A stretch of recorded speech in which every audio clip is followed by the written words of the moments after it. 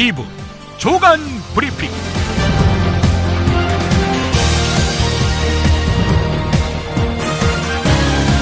2016년 6월 18일 토요일입니다. 오는 23일 영국의 유럽연합 탈퇴 여부를 묻는 국민투표가 있습니다. 영국 보수당 정부는 유럽연합 안에서 영국의 협상력을 높이고 국내의 반유럽연합 세력을 잠재우려고 이번 국민투표를 추진했습니다. 하지만 국민투표가 잔류 쪽으로 결론 날이라는 예상은 시간이 갈수록 희미해지고 6월 들어서는 탈퇴 여론이 우세해졌습니다. 영국 국민들이 탈퇴를 선택한다면 어떻게 될까?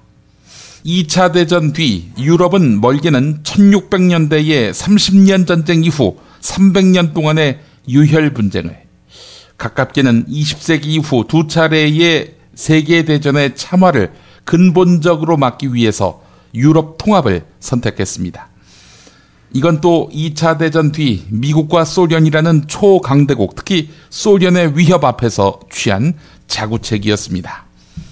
유럽연합에 대해서 영국은 원래 신중했습니다. 그러다가 1973년에야 합세했는데요. 하지만 현재에도 자국 파운드화를 유지하는 등 유럽 대륙 국가들에 비해서는 유럽 통합에 거리를 둡니다. 영국의 탈퇴는 유럽 통합 자체의 붕괴나 유럽연합의 독일 의존을 낳게 될 것으로 보이는데요. 어느 경우라도 유럽 대륙에서 독일의 팽창은 불가피합니다. 이건 미국 입장에서는 패권의 주축이라 할 수 있는 대서양 양안 동맹의 약화를 의미합니다. 중국의 도전과 러시아의 불안정한 재팽창을 막으려는 미국에는 안방 질서가 흔들리게 되는 것입니다. 영국 역시 흔들립니다. 독립을 추구하는 스코틀랜드는 유럽연합 잔류 의견이 우세한데요. 영국이 유럽연합을 탈퇴하면 스코틀랜드는 유럽연합 가입을 이유로 독립을 추진하려는 움직임이 커질 것입니다.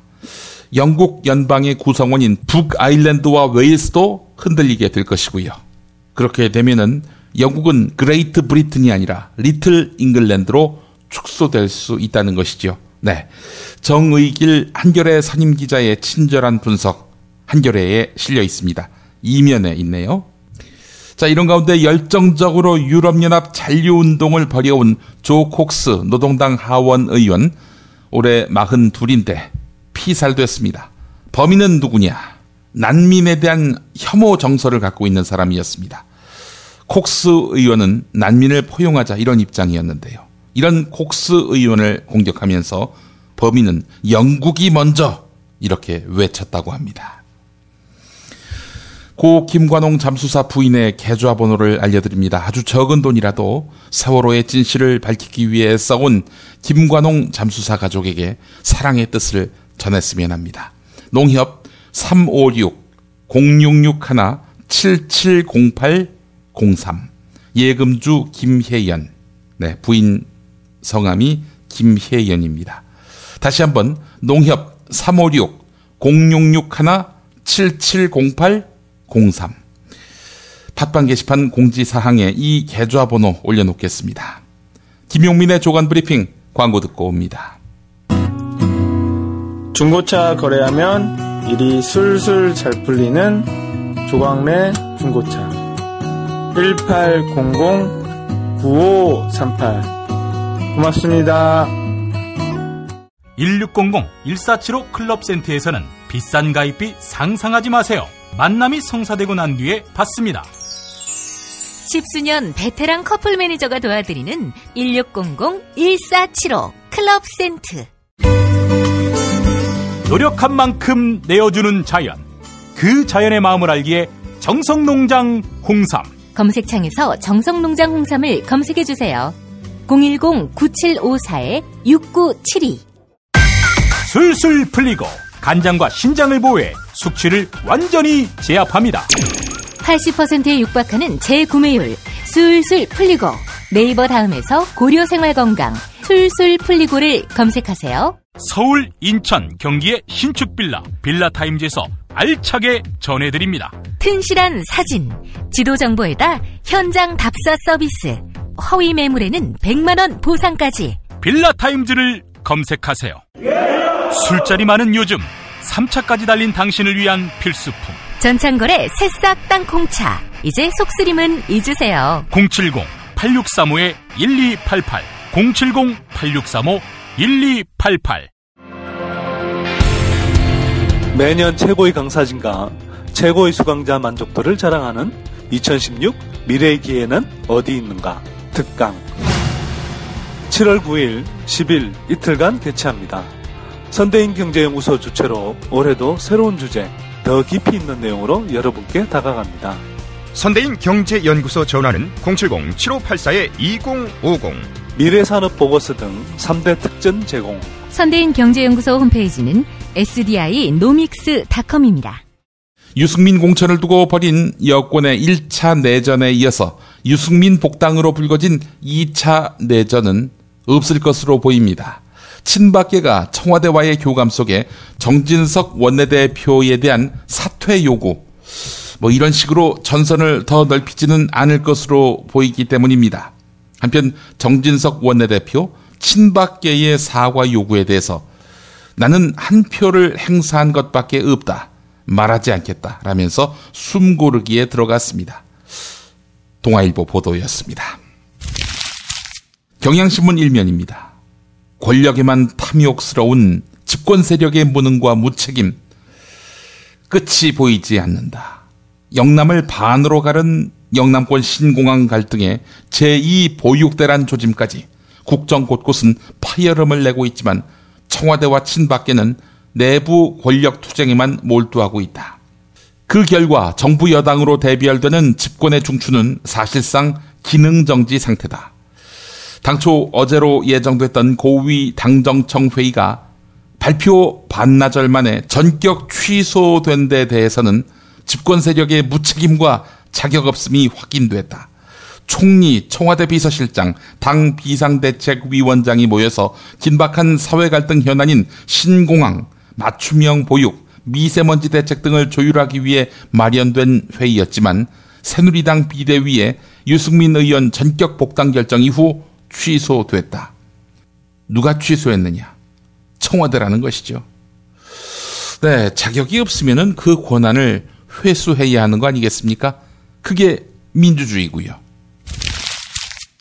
전문성이 반영되지 않은 국회 상임위원회 배치에 대한 비판의 목소리가 높아지고 있는 가운데 여야가 일부 국회의원들의 상임위원회 맞바꾸기로 해법을 찾고 있습니다. 그런데 당초 희망했던 미래창조과학방송통신위원회가 아니라 외교통일위원회에 배정된 데 항의해서 나흘째 농성을 이어가고 있는 추혜선 정의당 의원 문제는 손도 못 댔다고 합니다. 여야 원내대표 그리고 국회의장이 회동한 후 박지원 국민의당 원내대표가 한 말이 있네요. 정세균 의장이 외교통일위원회 정수를 하나 줄이고 환경노동위원회를 하나 늘리거나 미방위의 정수를 하나 늘리는 등 두 가지 방안을 제시했다. 환노위를 한 명 늘려서 윤종호 무소속 의원을 미방위에서 환노위로 옮기면 추혜선 의원이 미방위로 갈 수 있지만 새누리당이 반대하고 있다고 합니다. 새누리당 반대로 이게 합의가 안 된다는 것이죠. 국정 발목 잡기에 더해서 의정 발목 잡기라는 말이 생겨날 판입니다. 한국일보 보도였습니다. 충북 제천 단양이 지역구인 새누리당 권석창 의원의 지인이 지난해 5월 충북 제천에 있는 한 카페에서 건설업자로 보이는 사람에게서 돈이 든 봉투를 받는 장면이 포착됐습니다. 지인은 새누리당 입당 원서가 담겨있는 서류 봉투를 건설업자에 건네고 있는 그런 장면도 포착이 됐습니다. 공무원 재직 시절에 건설업자로부터 금품을 받은 의혹, 이 의혹이 여기서 비롯된 것입니다. 선관위는 당시 전달된 돈이 권석창 의원의 선거 자금으로 쓰였는지 여부 등을 조사하고 있는데요. 권석창 의원 익산지방국토관리청장으로 재직하면서 불법적으로 당원을 모집했는지 공무원 신분으로 정치할 생각을 갖고 진작에 기초를 닦았는지 그 여부도 조사 대상이 되겠네요. 경향신문 기사였습니다. 국민의당이 지난 총선 과정에서 한 인쇄업체와 20억 9천만 원짜리 계약을 맺고 선계약금으로 2억 원만 지급했던 것으로 확인됐습니다. 국민의당이 이 인쇄업체에 리베이트로 2억 원을 요구했다는 중앙선거관리위원회 조사 결과가 사실로 밝혀진다면 국민의당은 인쇄업체에 2억 원을 주고 다시 리베이트로 2억 원을 요구한 꼴이 됩니다.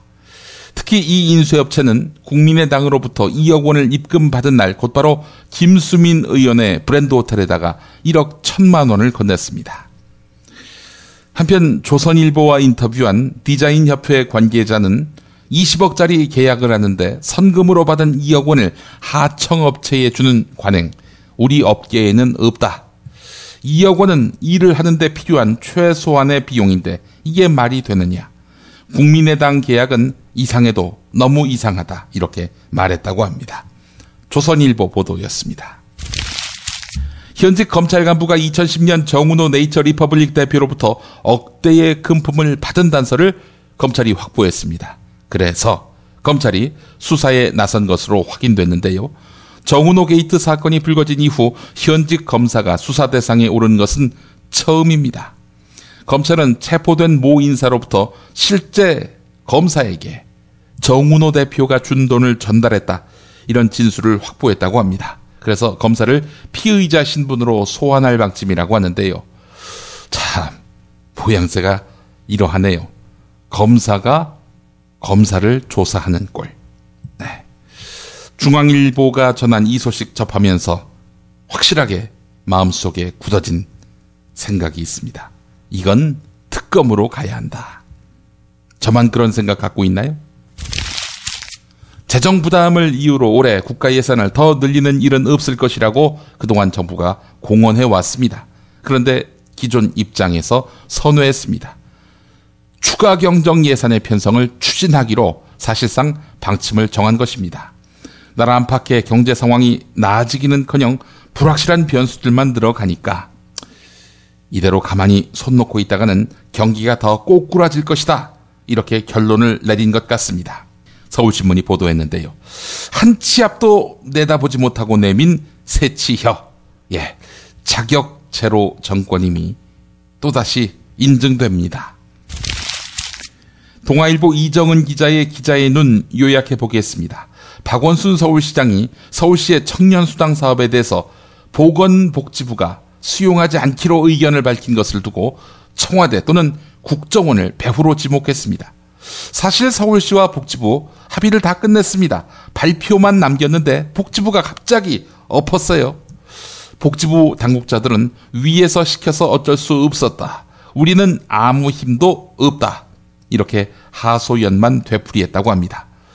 청와대 고위 관계자는 뒤늦게 연결된 통화에서 아직 최종 결정이 내려지지 않은 사안인데 승인된 것처럼 알려져 경위를 알아본 것일 뿐 이렇게 해명했는데요. 하지만 이미 기류가 확 바뀐 복지부 내에서는 서울시가 그 어떤 수정안을 가져와도 이제는 승인해주기 어렵다는 분위기가 지배적이라고 합니다.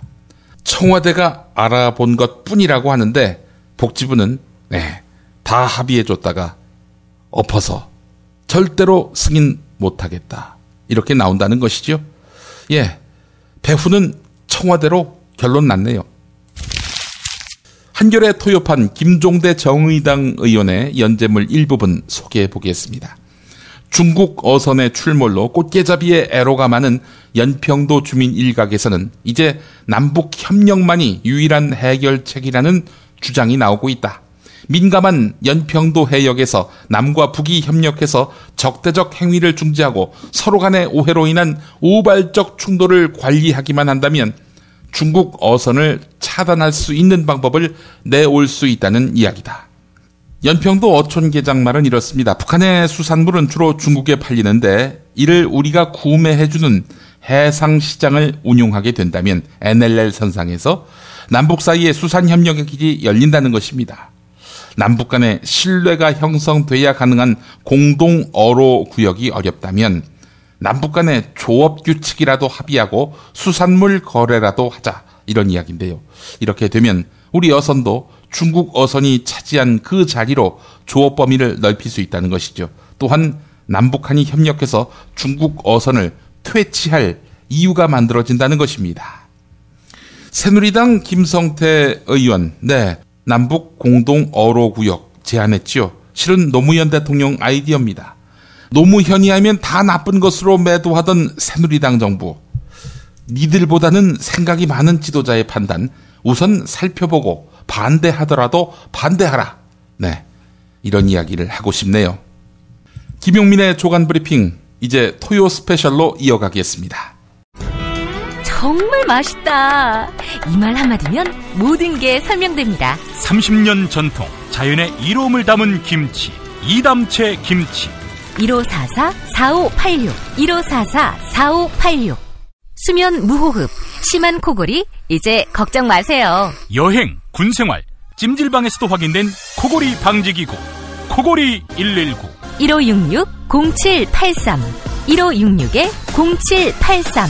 참치의 맛은 좋은 참치가 좌우합니다. 구이동 대양 참치가 그렇습니다. 무한 리필에 더한 무한 감동, 직접 경험해보세요. 구이동 대양 참치 02-455-8087. 살다 보면 꽃 주문할 일이 생깁니다. 1566-0263. 네이버에서 검색된 사이트보다 최대 2만원 싸게 해드립니다. 좋은 사람과 플라워 1566-0263. 잊지 마세요. 건강식품의 지존 전복을 택한다면 100% 완도에서 잡은 와우 전복. 네이버에서 와우 전복을 찾으세요. 010-2443-0818.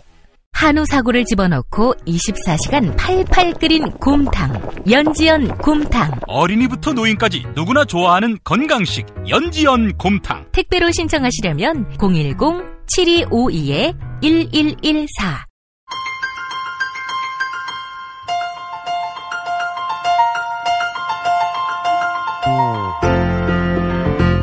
최동석 칼럼.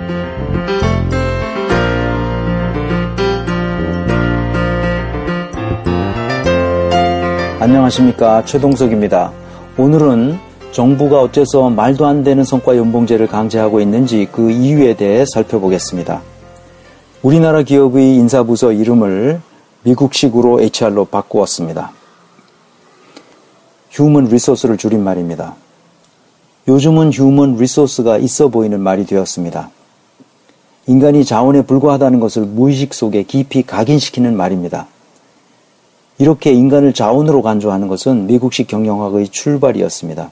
성과라는 말은 영어의 performance를 번역한 단어입니다. 성과는 이루어낸 결과라는 뜻입니다. 이 말이 본격적으로 쓰이게 된 것은 97년 말 IMF로부터 구제금융을 받은 사건 때문이었습니다. 미국은 IMF를 통해 자신들의 신자유주의 논리를 전파했습니다.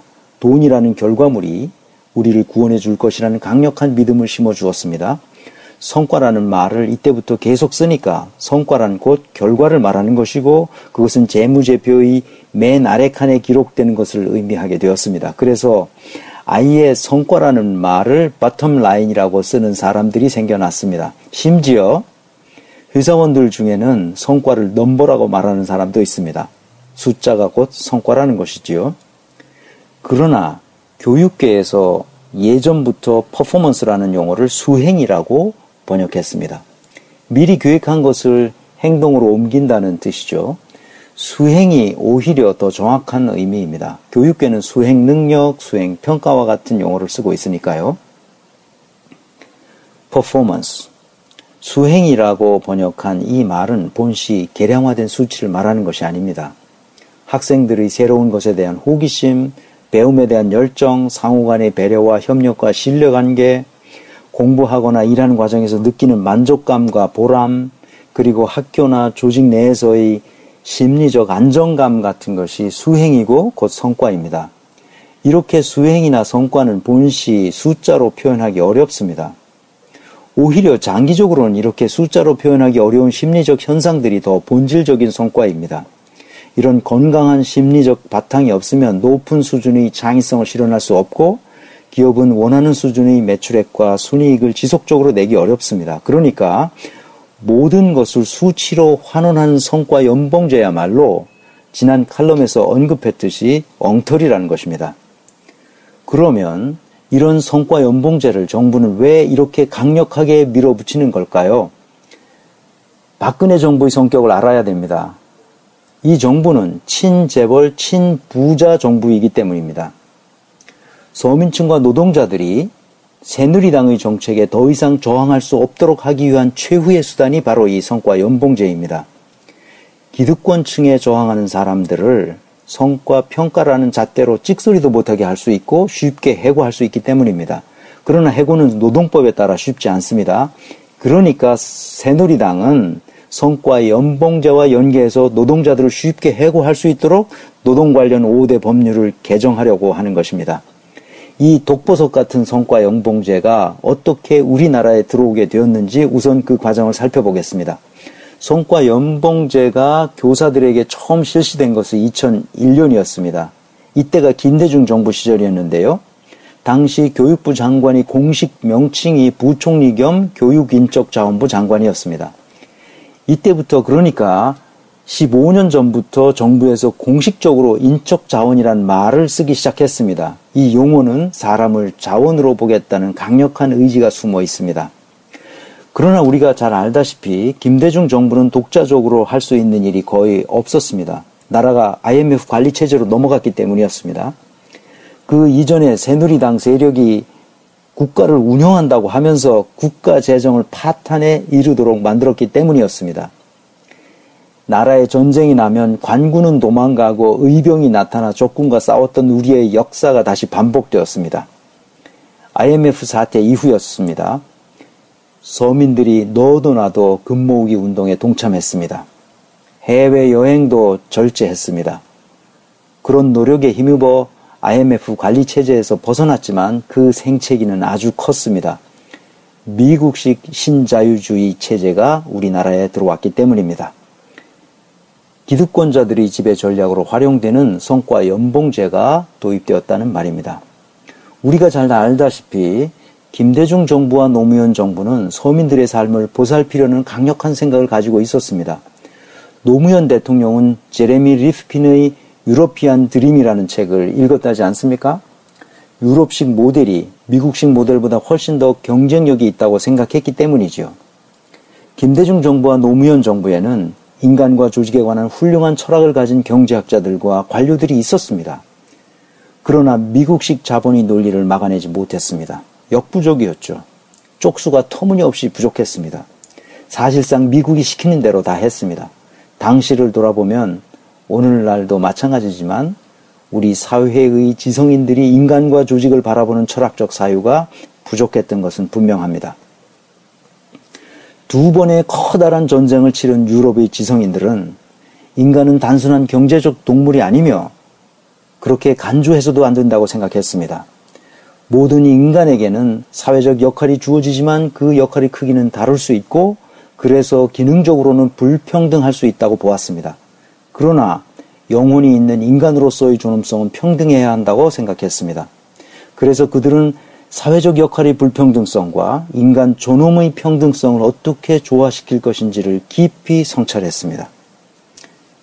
2차 세계대전 후 유럽 대부분의 나라에서 보수당이 국가를 운영했습니다.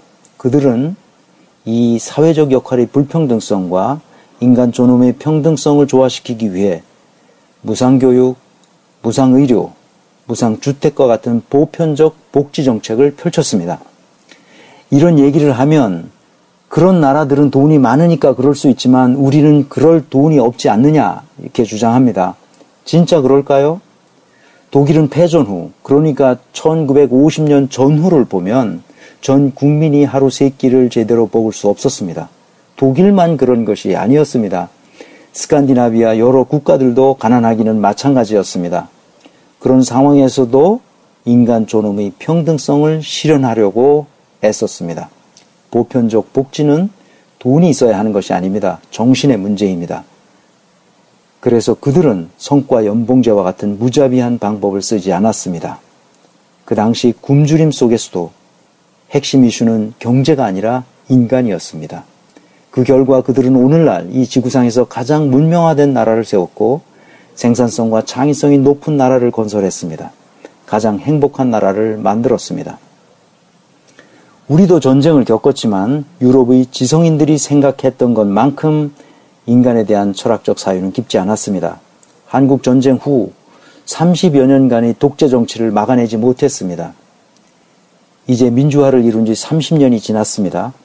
다시 성과 연봉제라는 독버섯이 우리 사회에 전면적으로 강요되고 있습니다. 이것이 실현되면 궁극적으로 어떤 모습이 될지 생각하지 못하고 있습니다. 사람들이 서로 협력하지 않고 경쟁한다면 어떤 결과를 초래해야 할지 생각하는 사람들이 거의 없습니다. 성과 연봉제가 우리의 무의식 속에 깊이 각인되면 우리 사회가 억압과 착취의 악순환 고리에 걸려들게 된다는 사실을 제대로 이해하지 못하고 있습니다. 성과 연봉제는 인간을 자원으로 보는 제도입니다. 인간을 단순한 수치로 환산해서 쥐어짜는 제도입니다. 서로 경쟁하도록 부추김으로써 사회의 불합리성을 볼 수 없도록 만듭니다. 이렇게 되면 우리 사회는 창의성이 사라진 무덤 같은 적막한 사회로 변할 것입니다. 이것은 정말 큰일입니다. 북한 사회의 모습이 연상되시나요? 적막한 사회지요. 동아일보 주성아 기자가 한 말이 아주 정확합니다. 북한은 권력자 혼자서 다 가지고 세습하는 사회라면 남한은 한 100명쯤 서로 나누어서 세습하는 사회라는 것입니다. 세습하는 사회는 적막해집니다. 어떤 역동성도 발휘할 수 없습니다. 성과 연봉제가 바로 이런 사회로 나아가게 만듭니다. 재벌들의 불법적인 세습 관행을 보십시오. 그리고 그 재벌과 자식들을 보십시오. 회사원들을 사람으로 대접하지 않습니다. 자신이 마음대로 처분할 수 있는 자원으로 취급합니다. 현대판 매간매직이라 할 수 있는 전관예우 관행을 보십시오. 관피와의 낙하산 인사를 보십시오. 그들의 세계는 서민들이 상상할 수 없는 불법과 비리의 온상이 되었습니다. 언론에 드러나는 것은 빙산의 일각입니다. 나라가 온통 썩었습니다. 그럼에도 불구하고 박근혜 정부와 새누리당은 이런 불법과 부패에는 매우 관대합니다. 검찰은 제대로 수사하지도 않습니다. 그렇지만 성과 연봉제와 같은 노동자들의 삶과 정신을 파괴하는 것에는 수단 방법을 가리지 않고 있습니다. 창조의 힘은 저항 정신에서 나옵니다. 역동적인 사회가 되려면 구성원들에게 기존의 질서에 저항하는 힘을 길러주어야 합니다. 그러므로 우리는 서로 연대하여 분연히 봉기해야 합니다. 성과 연봉제에 강력하게 저항해야 합니다. 다음 주에는 저항의 정신은 어디서 오며 어떻게 저항해야 하는지 말씀드리겠습니다. 지금까지 최동석 인사조직연구소장 최동석 경영학 박사였습니다.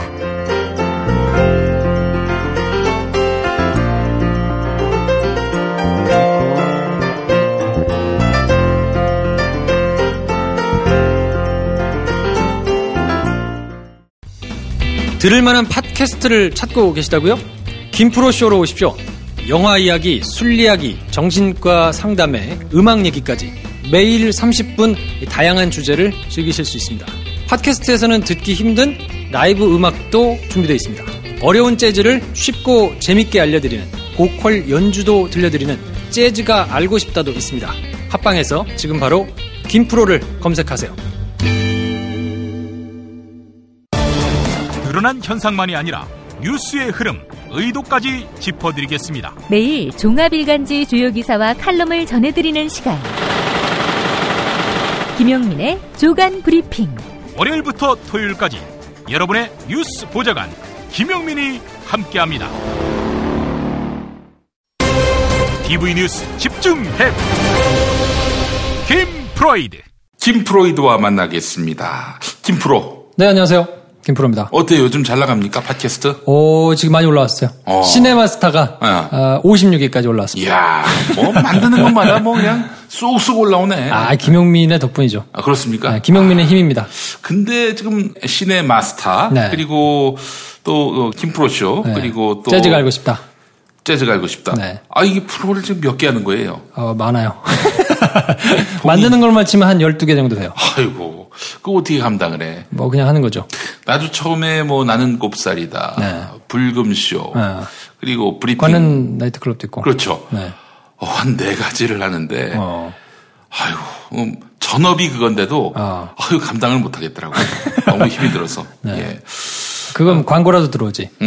이거는 광고도 하나도 없어. 보람이 없구나. 아, 힘들어 죽겠어. 그래요.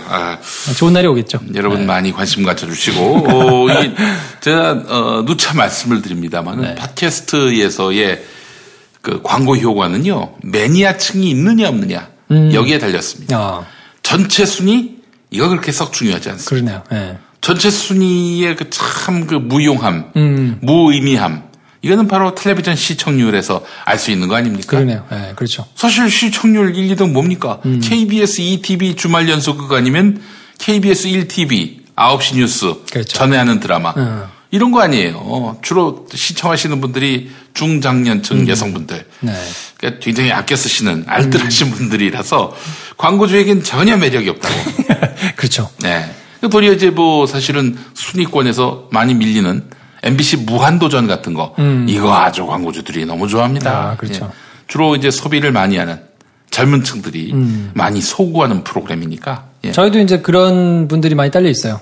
재즈 좋아하시는 분들도 예. 있고, 예. 뭐 영화 좋아하시는 분들은 명확하고, 김프로쇼도 이제 주주총회를 하고 있어서, 예. 이제 술 좋아하시는 분들, 특히 이제 맥주에 관심 많으신 분들이 예. 되게 좋아하시거든요. 예. 네. 좋은 날이 오겠죠. 그런 어떤 매니아들을 집중적으로 공략을 해야 합니다. 그런 그 팟캐스트 프로그램들이 어떤 동질감도 있고요. 그게 사실은 지금 팟캐스트 상위권에 있는 프로를 보면은 시사 정치 네. 이런 프로그램들이 사실상 주류 아니겠어요? 그렇죠, 주류죠. 네. 근데 만약에 정권 교체가 이루어진다. 그래서 사실 팟캐스트에서 하는 이야기를 지상파 방송이 한다. 그렇죠. 그러면 뭐 이러면 이제 전업을 고려해야지. 김용민이 같은 인간들은. 그때는 저희가 코너 하나 드릴게요. 코너 들어오세요. 하나. 좀 비싼 애가. 그래요. 술은 잘 못 먹고. 네. 저도 뭐 술은 전혀 못합니다. 안주주총회. 괜찮네. 안주를 중심으로 하는 안주주총회. 이런 거 괜찮네. 한번 관심을 가져주시면 좋을 것 같습니다. 네. 자, 김프로. 지금 만표 형은 감옥에 계실 테고. 만표 형님은 그렇죠. 네. 근데 이제 그거를 조금 유념해서 보셔야 될 게, 그 탈세에 대해서 부정적으로 보는 시선들도 있어요. 그 탈세는 사실 개인 비리. 이제 제가 그것까지는 복잡해서 설명을 안 드렸는데, 예.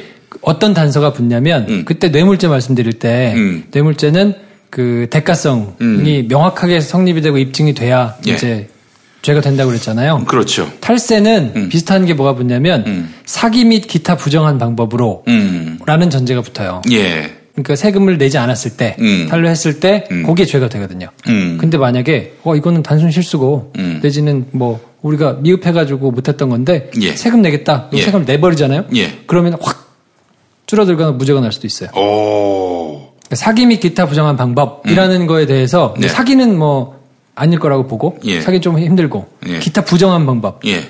왜 이제 이게 해당이 되느냐 뭐 이거를 가지고 다툴 거거든요. 예. 이제 법리를 정확하게 아는 사람들은 그걸 가지고 하면 쉽지 않다 이런 해석을 내놓는 사람들이 많은데 예. 법원이 그런 경우에는 막 너무 시끄러워서 막 난리가 나는 사건 같으면 보는 눈이 많으니까 예. 함부로 그걸 못할 텐데 이제 그냥 스르륵 묻히면 거기서 위험무효 되다가 그냥 뭐 집행유예가 나오거나 무죄가 나오거나 이럴 가능성도 있으니까 그렇군요. 이거는 끝까지 좀 살펴봐야 돼요. 얼마 전엔가 어느 신문에서 여러분 홍만표가 이대로 끝난 줄 아십니까? 최유정이 이대로 끝난 줄 아십니까? 풀려나면은 다시 언제 그랬냐는 듯이 활발한 변호사 활동을 하게 될 겁니다. 뭐 그럴 수도 있죠. 네, 그럴 가능성도 있습니다. 이 변호사들이 법을 어긴 거는 이건 마치 그 복싱 선수가 길거리 가던 사람을 때리는 것과 같은 이런 중형에 처해야 되는 거 아닙니까? 가중 처벌을 해야 되는 거 아닌가요? 원래는 그렇게 해야죠. 그래야 네. 맞죠. 네. 그러니까 이제 사실은 이 남 때리는 기술을 갖고 있는 복싱 선수가 이 싸움이 붙어가지고 선수도 아닌 그런 상대방을 때렸다. 이거는 가중 처벌이 됩니다. 그렇죠. 실제로. 네. 근데 법을 너무나 잘하는 사람이 법의 맹점을 노려가지고 그렇게 해서 자기 이익을 극대화하는 차원에서 범법을 저질렀다. 이거는 뭐 같이 가중 처벌해야 되는 거 아니냐 이런 얘기입니다. 그러니까 이제 이런 가능성은 있어요. 뭐 정권이 바뀌거나 아니면 정권하고 코드가 다른 검찰 수뇌부가 있어가지고 예. 이걸 뭔가의 카드로 활용해야 되겠다 생각하면 의지를 가지고 수사를 해서 그 본 검찰 내부를 쑤셔가지고 수사를 할 수도 있죠. 예. 그런 상황이 되면 굉장히 국민적으로는 바람직할 텐데 지금은 사실 그런 타이밍은 아니거든요. 예. 그러니까 이제 그게 적당히 묻혀 지나갈 가능성이 좀 있어서. 지금 롯데에 대해서 그야말로 탈탈 턴다는 정도가 아니라 거의 뭐 검찰 입장에서는 그렇죠. 뭐 이걸 그렇다 꼭 이용해서 롯데를 이용해가지고 뭘 해보겠다 이런 거는 아닐 건데요. 아니 그 홍만표를 감추는 데는 성공한 것 같아. 뭐 근데 그게 꼭 감춘다고 보기에는 좀 그래요. 왜냐하면 어차피 정원호 사건을 하는 거기 때문에 그걸 막 이거를 대대적으로 하면 홍만표가 감춰지는 거는 아닌데 예. 그냥 챕터가 지나간 거기 때문에 예. 그 더 지나가지 않고 왜 더 들쑤시지 않느냐라는 그 여론이 있어주는 게 사실은 바람직한 것 같아요. 그렇지. 지금 전관 비리 이대로 그냥 넘어가면 안 된다. 사실은 같죠. 그거는 뭐. 그런데 말이죠. 그 야당에서도 별로 문제 제기를 하지 않고 그러니까 특검을 할 여지가 없어 보여 지금 그러니까, 느낌에. 네. 그 야당이 너무 다른 데 관심이 있으신가? 뭐 맹숭맹숭하게 지금 뭐 딴 거 하고 계시고. 일단 뭐 20대 국회 시작한다는 얘기 때문에 전열이 갖춰지지 않은 측면도 그렇죠. 있겠지. 네. 근데 말이죠. 굉장히 중요한 문제인데 이 본질을 놓치고 말이죠. 롯데 수사로 인해서 뭐 온 나라가 이제 완전 거기에 한눈이 팔려가지고, 그래서 지금 이 중요한 부분을 지금 놓치고 있는 게 아닌가 하는 아쉬움이 있는데, 롯데 수사는 그런 의미에서 보면은 성공했어요. 진짜 홍만표 예, 어떤 그런. 근데 제가 보기에는 범죄 수사의 확장성. 예. 뭐 이제 전 정권 관련해 가지고 뭐가 터져 나오는 거 아니냐 뭐 이런 관측 기사들도 많은데 예. 제가 개인적으로 보기에는 뭐 그렇게 큰 거를 기대하기는 좀 어려워 보이고요. 오히려 저는 대우조선해양 사건이 훨씬 뭐가 많을 수 있다. 근데 이거는 이제 지금 뭐 막 얘기를 드리는 거는 좀 적절치 않은 것 같고 예. 조금 지난 다음에 시기를 봐가지고 제가 한번 정리를 하겠습니다. 그 뭔가가 있다 하면은 결국에는 박근혜 대통령에게는 별 여파가 없는. 뭐 그럴 수도 있고 아닐 수도 있어요. 그래요? 네. 그거는 조금 지나가지고요. 뭐 사건이 이렇게 진행된 다음에 예. 제가 적절한 시기를 봐가지고 한번 얘기를 해드리겠습니다. 자, 그럼 좋습니다. 네. 롯데 수사, 네. MB까지는 안 간다 이렇게 봐야 됩니까? 갈 수 있겠나 싶어요. 저는 그냥 개인적인 관측으로. 지금 뭐 그러니까 활주로 틀기 이거는 한마디로 그냥 모양만. 정원호 관련된 브로커들 정도, 뭐 거기 정도 정리하는 것으로 끝나지 않겠나. 뭐 그걸 넘어서 뭔가 뭐 대대적인 사정 국면으로 가기는 저는 개인적으로는 조금 비관적으로 보고요. 오히려 그럴 수 있는 건덕지는 대우조선해양이 훨씬 더 많다. 아, 그래요? 네. 지난 정부의 비리와 관련해서? 뭐 어떤 것이든 네. 훨씬 다른 종류의 조금 파급력 있는 것들은 거기서 나올 가능성이 있어 보이는데, 예. 뭐 그거는 조금. 아니 사실 대우조선해양보다는 롯데월드 활주로 틀기 네. 이게 훨씬 수사가 쉽지 않을까요? 저는 뭐 개인적으로는 조금 비관적이에요. 그래요? 네. MB를 왜 못 건들까요? 죽은 권력인데. 글쎄요. 뭐 그거를 꼭 못 건드린다기보다 판단을 하겠죠. 뭐 적절한 시점에 판단을 할 텐데 사안이 워낙 그거는 많이 드러나 있어서. 그러니까 세관에서 얘기가 썰이 많이 나온다는 얘기는 그거를 어느 정도 내부에서도 감지하고 있다는 얘기거든요. 예. 그러니까 이렇게 저렇게 악우를 또 많이 맞추기 때문에 그게 그렇게 기대하는 것만큼 막 터져 나오기가 쉽지 않고요. 그러니까 최유정 변호사 정은호 건을 원래 알고 있었거나 네. 뭐 이렇다더라 저렇다더라 막 이렇게 나왔던 사건이 아니잖아요. 예. 그냥 조용히 있다가 뻥 터져 나온 거기 때문에 그렇지. 사건은 사실 그렇게 돌아가는 것들이 많고 파괴력 있는 것들은. 그리고 뭐 예전에 노무현 대통령 수사할 때도 그게 막 사전에 무슨 막 이런 이제 얘기가 있다가 나온 게 아니고 조용히 있다 뻥 터진 거기 때문에 네.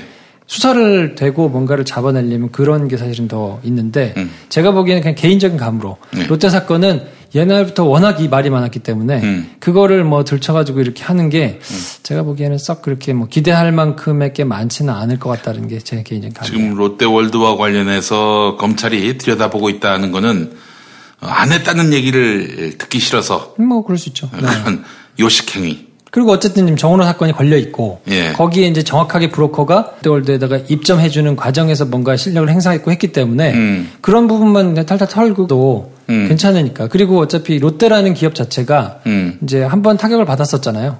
그리고 여기는 아무리 세게 쳐도 뭐 그렇게 뭐 뇌수진작이 크게 문제가 있거나 아니면 국내 기업이어가지고 뭐 그렇다기보다 뭐 부담 없는 거죠.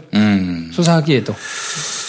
어쨌든 뭐 그럼 결론은 롯데 수사든 홍만표 수사든 특검으로 가야 한다.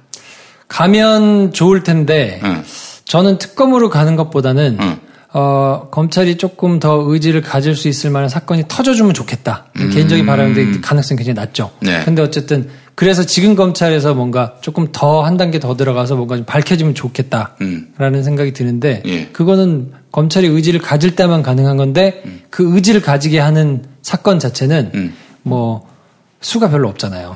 뭐 야당이 주장한다고 되는 것도 아니고. 뭐 국민들이 단체로 들고 일어나서 이거 밝혀내라고. 뭐 그렇게 하면 가능한데 떠밀려 가지고 할 수 있는 그런 동인이 많이 있는 것도 아니니까. 그럼 뭐 특검밖에 없네. 그렇죠. 근데 특검도 이게 그때 말씀드렸듯이 충분히 마사지를 할 수 있는 기회가 많아요. 특검을 벌써 이야기가 오가고 특검을 누구를 선정하냐부터 정적으로 막 공부하고 거기서 대통령이 선정하고 그럼 이제 꾸리고 그 꾸리는 과정에서 사무실을 어디로 할 거냐 뭐 이런 것들이 여러 가지가 많거든요. 예. 그 기간 동안에 이미 만약에 범죄를 저지른 사람들 입장에서는 특검 이야기가 나오고 특검이 꾸려지기까지 얼마가 걸린다는 건 통계가 나와 있거든요. 예. 그러면 딱 그게 데드라인이 되거든요. 다 맞춰. 무조건 없애. 뭐 조사가 될 만한 건 다 하고 만약에 문제가 될 것 같은 사람들은 다 불러가지고 뭐 돈 주면서 입막음하고 뭐 이렇게 되면 그냥 쫙 막을 수 있는 가능성이 굉장히 커져요. 그러니까 사실은 특검이 발효돼가지고 사건이 제대로 밝혀진 게 있느냐? 별로 없거든요. 내곡동 사건도 그랬고. 그렇죠. 내곡동 같은 경우 특히 야당에서 추천한 후보들 그걸 이제 MB가 고르는 거 아니겠습니까? 네. 그렇게 해서 골랐는데도 뭐 별로 밝혀진 게 없고. MB 뭐 예전에 MB 특검 때도 그랬고 별로 없어요. 특검을 해가지고 예. 사실상 뭔가 새로운 게 나왔거나 새로 막 이렇게 밝혀진 것들이 없거든요. 사실상. 예. 그러니까 그냥 정치적인 액션이 의미가 있을 뿐 예. 별로 그렇게. 알겠습니다. 뭐 답답하네. 뭐 그냥 답답하죠. 뭐. 네. 뭐 이런저런 뭐 이야기들은 구한설들은 있었는데 뭐 하나 밝혀지는 것도 없고 이제 슬슬 레임덕이 시작되고 지금도 이제 뭐 어저께 이제 유승민 의원 막 복당하고 네. 그걸 뭐 몰랐다는 거 아니에요? 예. 전혀 사전에 감지 못하고 있어가지고 지금 뒤통수 맞았다는 건데 예. 뭐 그런 일들이 이제 계속 생기니까 힘은 계속 빠질 것이고 뭐 이제 전혀 생각하지 못한 곳에서 뻥 뭐가 하나 터져 나올 수 있는 가능성이 좀 있다고 보죠. 알겠습니다. 이거 하나 여쭤볼게요. 네. 법조 출입을 오래 하셨는데 윤석열 검사하고 친합니까? 저요? 네. 뭐 많은 검사들과 친합니다. 저는. 그 중에 한 명이다. 친하다고 하기는 그렇고 왜냐면 연배 차이가 너무 많이 나기 때문에. 또 그 양반 자체가 사람을 즐겨 버타는 사람 같진 않아요. 근데 윤석열 검사는 원래 특수통 검사이기 때문에 예. 굉장히 많은 기자들을 알고요. 예. 기자들과 뭐 친분도 많아요. 예. 그러니까 뭐 거기는 내가 친하다라고 얘기하기가 조금 연구스럽죠. 자, 윤석열 검사 한번 여쭤볼게요. 네. 윤석열 검사라는 사람에 대해서 세간의 인식은 네. 박근혜 정부하고 정면 충돌한 네. 그런 강직한 검사. 네. 뭐 하여간 찔러도 피 한 방울 안 나올 그런 철혈 검사. 이런 식의 인식이 강하단 말이죠. 네. 어떻습니까? 그분에 대해서는 제가 감히 이제 뭐 말씀을 드리자면 네. 굉장히 독특한 이력이 있어요. 어떤 이력? 아버님이 예. 그 윤석열 검사의 아버님이 예. 연세대학교 경제학과 교수인가 그러세요. 경제학과? 경제학과 교수님이세요. 예. 굉장히 좀 명망 있는 분이어서 예. 어렸을 때부터 굉장히 경제에 대한 확고한 그게 있어요. 그러니까 우리나라 경제가 제대로 만들어지려면 민주주의가 명확하게 서야 된다라는 거에 대한 확고한 철학이 있어요. 경제 민주화에 대한 관념이 있다? 경제 민주화가 아니라 그런 개념이 아니고 그러니까 우리나라 경제가 제대로 돌아가려면 우리나라가 제대로 된 민주주의를 해야 된다라는 거에 대한 본인의 철학이 아버지 때부터 확실하게 있어서 민주주의라는 거는 이제 3권이 분립된 거잖아요. 예. 그래서 이제 국회와 그리고 정부하고 사법권이 딱 독립이 된 거니까 예. 세 개가 명확하게 서로 견제 역할을 할 때 그리고 그 사법부는 분리돼가지고 검찰은 준사법부라고 불리니까. 그렇지. 예. 이제 행정부 소속에 있지만 실제적으로는 사법권을 일을 하는 거기 때문에 분리돼서 사실상은 일을 하는 게 맞다라는 예. 거에 대한 확고한 철학이 있기 때문에 이분은 사실 노무현 정부 때는 그 노무현 정부의 뭐 청와대 뭐 이쪽을 거침없이 수사했어요. 장수천 수사도 했었고. 했고요. 예. 그래서 실제로 그때도 막 거침없이 수사를 막 했거든요. 그렇기 때문에 이 양반이 정말 진짜 검사로서의 그냥 그때도 얘기했듯이 뭐 자기는 사람 보고 충성하는 게 아니고 자기는 어쨌든 역할을 제대로 할 뿐이라고 얘기를 하는데 예. 이제 그걸 두고 뭐 말들이 많은데 제가 옆에서 지켜본 바로는 진짜로 그런 철학이 있어서 하는 거기 때문에 뭐 이번 정권에 이걸 하면 내가 무슨 자리 가고 뭐 이런 걸 따졌다기보다 그냥 들어왔으니까 한 거예요. 그렇군요. 뭐 세간의 이미지가 맞네. 뭐 그렇다고 볼 수 있죠. 세간에서 인식하고 있는 이미지와 뭐 크게 차이가 없다 이런 말씀을 지금 하셨는데 재벌에 대해서는 어떤 인식을 갖고 있습니까? 그건 날 잘 몰라요. 잘 몰라요? 잘 몰라요. 특수통이면서 재벌 수사는 안 해보신 모양이구나. 많이 했죠. 재벌 수사 많이 했죠. 그러니까 특수통은 사실 이제 이게 검찰에서 공부를 잘하는 사람은 예전에는 공안검사를 갔거든요. 예. 1등하는 엘리트들을 무조건 공안검사를 뽑았는데 예. 김대중 정부 들면서 이제 공안에 힘이 빠졌잖아요. 네. 그러면서 그때부터는 이제 특수로 갔단 말이에요. 왜냐하면 그때는 이제 기업 비리가 막 터져 나올 때니까. 그렇지. 뭐 현대자동차 비자금이라든지 뭐 이런 여러 가지 예. 대규모 기업 집단 재벌이라고 불리는 곳들의 이 뭔가 비자금이라든지 막 이런 것들을 이제 검찰이 막 수사하기 시작하면서 엘리트들을 이제 불러 모으고 뭐 그럴 때 이제 한참 활동하는 사람들이니까 예. 뭐 대단하다고 봐야죠. 예. 윤석열 검사가 이제 BJ 정부 때부터 뭐 나름 하여튼 비중 있는 수사, 비중 있는 역할을 했다 이런 말씀을 하셨는데 네. 그 얘기하니까 생각이 납니다.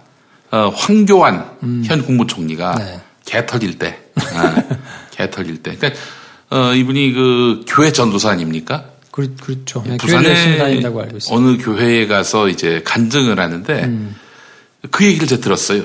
김대중 정부 들어서면서부터 우리 공안 검사들이 찬밥이 돼가지고. 실제로 맞습니다. 그래가지고 그때 굉장히 고초를 겪었다. 자기가 뭐 검찰에서 겉돌았다 이런 식으로 얘기를 하는 거 들었어요. 네. 그래서 참 내가 와 잘 나가던 공안검사 왜 공안검사가 잘 나가겠어요? 뭐 다름 아니라 권력을 보위하기 위해서 권력을 지키기 위해서 실제로 이제 그런 역할들을 많이 했죠. 뭐 간첩을 잡고 뭐 나름대로 뭐 소명의식을 가지고 하는 사람들도 많이 있을 텐데 예. 그래도 이제 센 놈 곁에 붙어가지고 뭔가를 한 게 많기 때문에 예. 자유로울 수는 없죠. 예.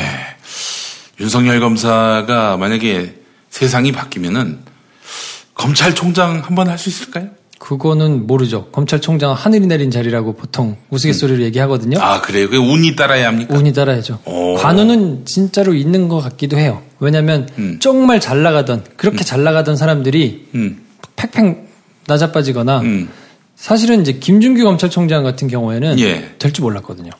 아무도 예상 못했어요. 파마머리. 네. 아무도 예상 정말로 본인 자체도 예. 내가 총장이 될 거라고는 생각도 안 했었는데 덜컥 총장이 되기도 하고 그러니까 사실은 어떻게 될지 모르는 거죠. 근데 그분이 만약에 검찰총장으로 임명된다면은 결국 박근혜 정권하고 붙어서 거기서 이제 파생됐던 존재감. 네. 그것을 이제 기반으로 삼아서 되는 거 아니겠어요? 그렇죠. 뭐 갑자기 그 양반이 뭐 잘생겨서 그렇게 검찰총장이 될 리는 없을 것이고, 예. 그러니까 다음 정부 때 어떨지 모를 모르겠네요. 일이니까 뭐 어떻게 될지 모르죠. 네. 예. 새누리당에 입당을 하거나 그런 일은 있을까요? 글쎄요. 근데 이 엄기영 충격이 너무 커서 그런 국민들이 있어요. 아니 우리 편이라고 생각했는데 보니까 어느 날 갑자기 새누리당에 입당을 해가지고. 근데 만약에 그런 생각이 있었으면 예. 진작에 어딘가든 뭐 그게 야당이든 여당이든 입당을 했겠죠. 왜냐면 입당하려고 마음 먹고 만약에 정치권 생각이 있었다면 예. 지금처럼 저렇게 계속 지방을 전전하면서 그냥 귀양 가가지고 생활을 하는 것처럼 하겠습니까? 프로포즈는 많이 받았겠죠? 많이 받았죠. 예. 많이 받았는데 예. 본인은 어쨌든 그렇게 시작한 게 아니기 때문에 예. 그렇게 가는 순간 본인의 그 수사 자체가 예. 정당성을 잃기 때문에 예. 그런 생각을 더 하겠죠. 그 지난 세월에 네. 그 국정원 댓글 수사의 진정성마저도 의심받게 그렇죠. 되니까 네.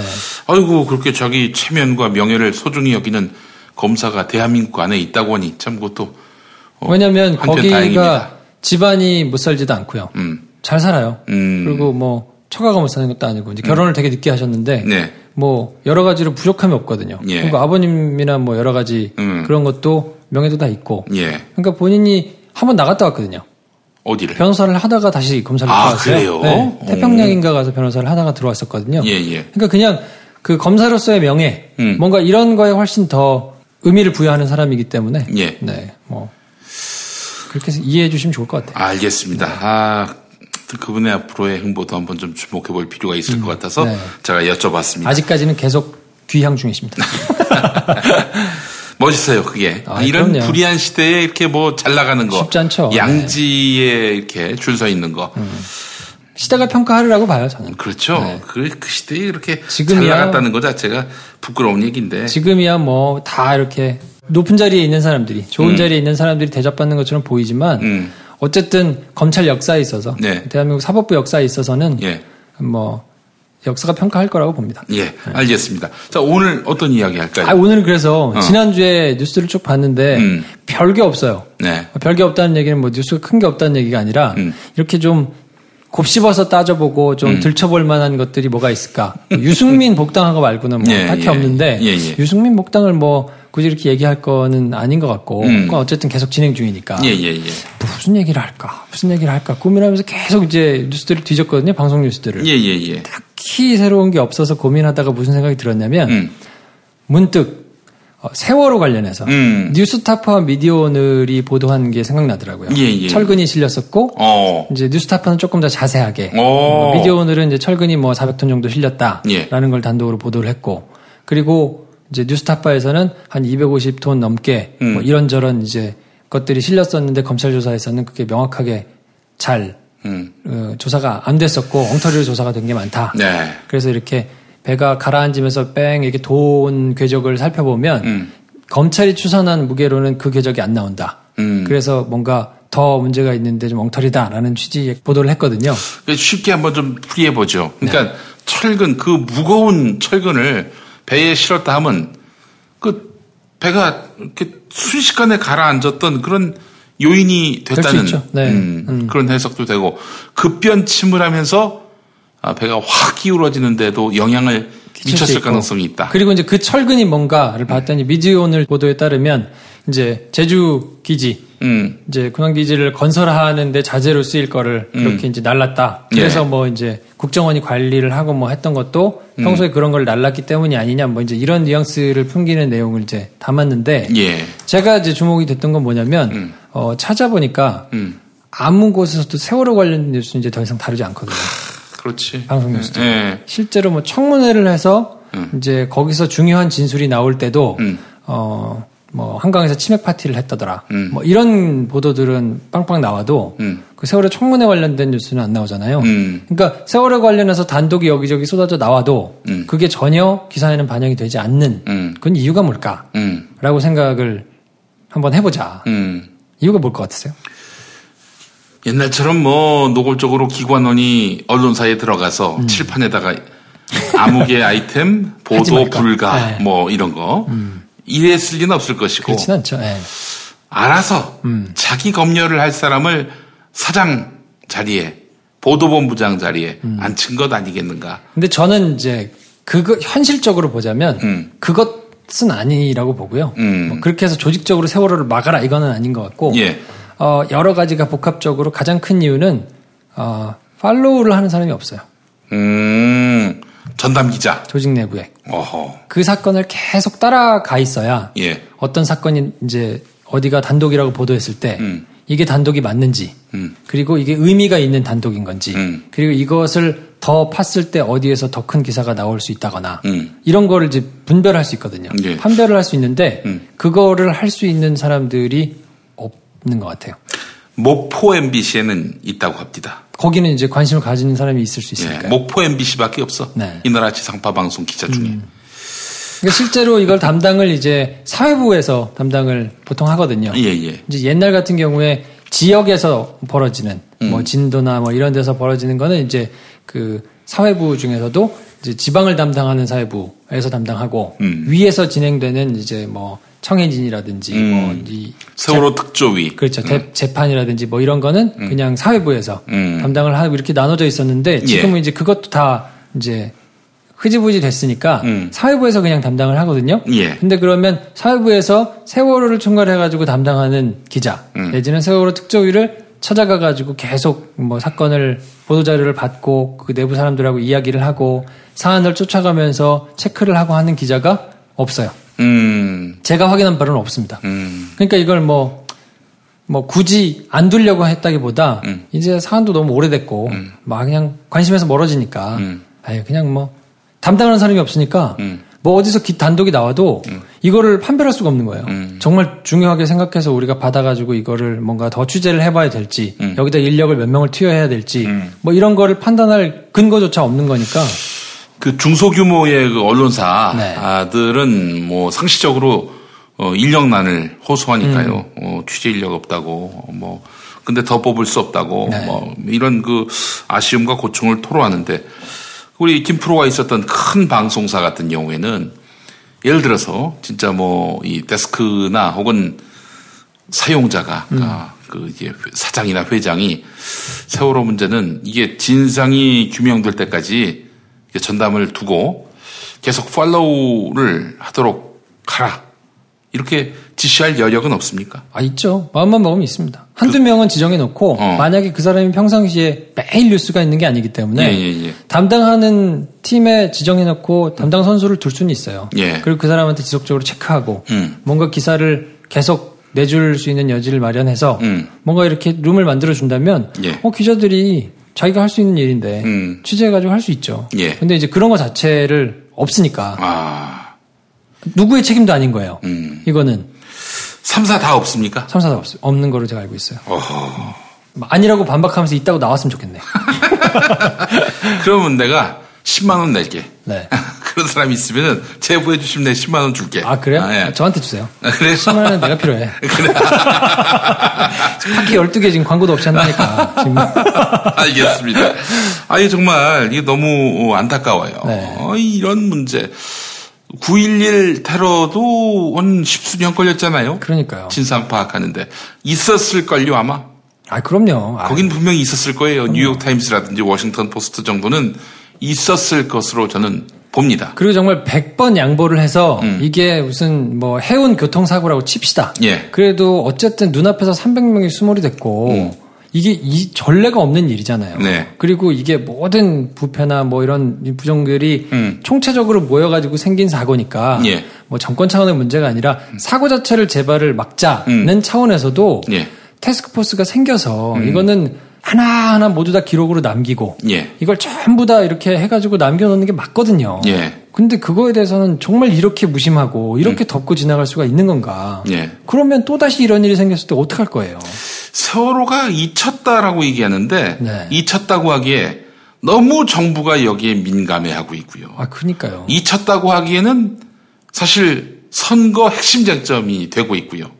잊혔다고 하기에는 시민들 특히 이 문제에 대해서 눈에 불을 켜고 조그만 어떤 그 사태 진전이라든지 상황 발생 때 민감하게 행동하는 사람들이 적지 않고요. 또 세월호 특별조사위원회가 여전히 가동 중에 있고요. 그런 상황이 어떻게 잊힌 상황이 될 수가 있습니까? 아, 그러니까요. 그 특조위원도 막 뭐 선거 무슨 공천 받으려고 나갔다가 들어왔다가 뭐 장난하는 것도 아니고. 진짜 또라이지 그는. 말이 됩니까? 그리고 막 이거를 정말 기록으로 잘 남겨서 제대로 조사해서 기록을 제대로 남겨서 다시 같은 사고가 벌어지지 않게 하겠다라고 똘똘 뭉쳐가지고 그거를 해도 모자를 파네. 여기서는 막고 있고 어떻게든 하여튼 흐지부지 끝내려고 이렇게 난리를 부리면 그럼 결국에는 누구의 손해겠냐고요. 그럼 모든 국민 모두가 손해를 보는 일이거든요. 아, 오늘 아주 중요한 이야기를 했습니다. 세월호 문제를 팔로우하는 기자가 지상파 3사에는 없는 것으로 보여요. 그런 걸로 보여요. 또 제가 단언했는데 뭐 아니기를 바랍니다. 근데 이제 근데 이게 또 김프로 말이 그 설득력이 있는 것이 만약에 진짜 있다. 그럼 있으면 이 사람은 놀고 있는 거 아니야? 보도가 나오질 않는데. 아니 보도야 뭐 거리가 없어서 나올 수 있으니까 보도가 안 나온다고 쪼면 또 이상한 보도 하니까 뭐 그거는 괜찮아요. 그러니까 1년에 하나를 보도하더라도 제대로 된 걸 제대로 파서 보도할 수 있도록 보장해 주는 거는 필요한데 네. 이제 이걸 극명하게 볼 수 있는 건 뭐냐면 그것이 알고 싶다 해서 총선이 있은 바로 다음 날인가요? 그 왜 보도를 했잖아요. 예. 그때 인터뷰를 한 기자들의 면면을 한번 보라고요. 예. 전부 다 예. 한겨레라든지 미디어오늘이라든지 뭐 이런 데들 기자들이 나왔어요. 자사 기자도 없었거든요. 예. 그러니까 이걸 계속 팔로우하고 있는 기자들은 그런 군소 매체거나 뭐 생각이 있는 매체들의 몇몇 기자들 뿐이고 나머지는 사실은 이거를 가서 그런 특집 1시간짜리 특집 프로그램에 가서 정말 세세하게 물어볼 수 있는 빠꼬미들이 없단 얘기예요. 있으면 자사 기자 얘기를 했겠죠. 찾아갔겠죠. 그렇지 않겠어요? 예. 없으니까 사실은 그거를 알고 있는 사람들을 찾다 보니까 그런 매체 기자들이 나온 거니까 네. 참 이거 개탄할 일이죠. 사화산이 아니라 휴화산도 아니고 네. 활화산인데 우리가 눈길을 안 주고 있을 뿐입니다. 세월호 문제가. 피곤해하면 안 됩니다. 이거 예. 진짜로. 진상규명까지 가야 할 길이 멀고요. 그렇다면 언론은 끊임없이 국민들에게 주의 환기를 시킬 필요가 있는 것이고요. 네.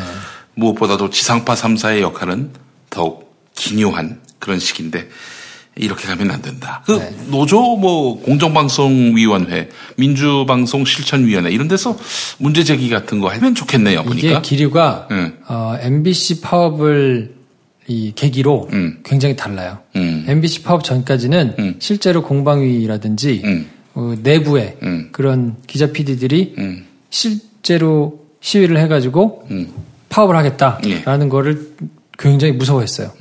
그 운영진이. 네. 그래가지고 그거에 겁을 먹고 실제로 타협도 되고 SBS도 거의 끝까지 파업 전날 갔다가 파업 전날 저녁에 새벽엔가 타결이 됐거든요. 예. 그쪽으로 타결돼가지고 파업을 안 하는 것으로 하고 막 그런 적도 있는데 MBC 타업을 우리 김재천 형님이 아주 굉장히 획을 그어놨어요. 한번 분탕질 치고 나니까 대체 인력이 많다. 그러니까 얼마든지 뭐 니네 파업하려면 해. 할 사람들 많아. 라고 하고는 막 시험국 받아 쓰고 막 이러면서 이제 막 분탕질을 치니까 그리고 실제로 시청률도 별로 변화 없고 예능들은 그대로 돌아가고 뭐야 생각보다 안 세네. 해도 되겠네. 막 하고는 지금 하는 분위기가 생겨서 그 이후로는 사실 그런 공방이라든지 뭐 이런 노조라든지 이런 곳에서 하는 이야기들이 굉장히 먹히질 않고 있고요. 예. 그래서 그때 이후로 사실 각 회사마다 기자협회라는 게 존재하거든요. 예. 기자협회 발언권이 굉장히 약해졌어요. 해봐야, 이거를 해봐야 별로 위협도 안 되고, 위에 괜히 밑보였다가는 나만 괜히 혼자 불이익 당하겠구나. 그냥 조용히 좋은 게 좋은 걸로 그냥 가자 하고 가는 경우가 많아져가지고. 이러면 안 되죠. 이러면 안 예. 돼요, 진짜. 네. 6월 24일에 언론노조가 해직자를 복귀시키자 이런 여론을 모으기 위한 집회를 6월 24일 금요일 저녁 7시 반 서울 광화문 광장에서 진행합니다. 네. 우리 시민들이 많이 모이셔가지고 좀 실망했더라도 네. 이젠 좀 일어서라. 그래요. 이젠 좀 할 말하고 할 행동을 하라. 이러면서 취업을 해주는 그런 자리가 있으니까 많이들 모이셔서 또 이분들이 여기서 힘을 얻고 가봐요. 그러면 네. 또 뭔가 내부에서 작은 변화라도 그렇게 해서 또 성공을 축적해 나간다면은 그러면 더 큰 변화, 더 큰 역할 가능하지 않겠는가 하는 관심을 생각을 좀 해봅니다. 가져주시면 좋겠고요. 네. 또 이제 최승호 PD가 네. 얼마 전에 자백이라는 영화 예, 만들었던데 좋은 영화입니다. 예. 거기에 이제 뭐 크라우드 펀딩도 하고 뭐 하던데 네. 관심을 좀 많이 가져주시면 좋겠어요. 예. 알겠습니다. 자, 참 답답한 이야기긴 한데, 너무 이 지상파 맨날 너무 방송의 그 이 맥과 분위기와 실상을 잘 아시니까 이젠 잘 모르지. CCTV 달아놓고 퇴직한 거 아니야? 아이, 무슨 CCTV 소리예요. 달아놓고. 그 많더라고 그 방송국에 CCTV가. 아유. CCTV 많죠. 네. 예. 굉장히 많은 곳에. 흡연자들을 감시하는 도구로 쓰고 있습니다. 그래요? 산에서 흡연을 하나? 아니 옛날에는 이제 뭐 계단 이런 데서 흡연을 조금 했던 것 같은데 저는 이제 흡연 안 하니까. 근데 하도 세게 감시해가지고 없어졌어요. 예. 건물 내에서. 아이, 그러면 안 되지. 기자들이 그렇게 법을 안 지키면 안 되니까 기초 질서는 지켜줘야 하니까. 네. 예. 알겠습니다. 오늘 김프로와 함께 김프로이드 세월호를 팔로우하는 기자가 없다. 많이 생겼으면 좋겠어요. 예. 진짜로. 이런 점을 우리가 한번 좀 의제로 삼아서 네. 각 방송사가 아직 우리에게 풀리지 않은 우리가 반드시 해결해야 하는 네. 세월호 참사의 진상규명 여기에 관심을 가졌으면 좋겠고 사실 저는 2000년대에 21세기 10대 뉴스 안에 세월호 들어간다고 그럼요. 이게 확신합니다. 이게 있을 수 있는 일입니까? 예. 정말 큰 뉴스죠. 이렇게 예. 다뤄서는 안 돼요, 진짜. 예. 그래서 이 뉴스를 다루면서 당시 언론은 어떻게 보도했는가 여기에 우리가 응답을 해야 합니다. 네. 뭐 보도한 게 없다. 뭐 전담 취재 인력도 없었다. 이건 역사 앞에 우리가 부끄러운 거지. 예. 뭐 우리가 할 수 있는 일은 아니더라도 네. 그렇게 하라고 압박을 넣는 시민의 목소리를 응집시킬 때다. 이런 결론을 내리면서 김프로이드와 작별하겠습니다. 알겠습니다. 작별하기 전에 예. 시네마스타와 김프로쇼 그래. 자, 많이 오셔야 됩니다, 진짜로. 팟빵 홈페이지 가셔가지고 검색창에 김프로를 검색하세요. 김프로를 검색하시면은 시네마스타 그리고 김프로쇼 재즈가 알고 싶다. 그렇죠. 예, 요 세 개. 안 들어도 좋으니까 다운을 받아주시고. 들으셔야 돼요. 예. 진짜 재밌어요. 들어주십시오. 알겠습니다. 자, 시네마스타 김프로쇼 그리고 재즈가 알고 싶다. 여러분의 많은 관심 바라면서 오늘 마무리하겠습니다. 수고하셨습니다. 네, 다음 주에 뵙겠습니다. 예.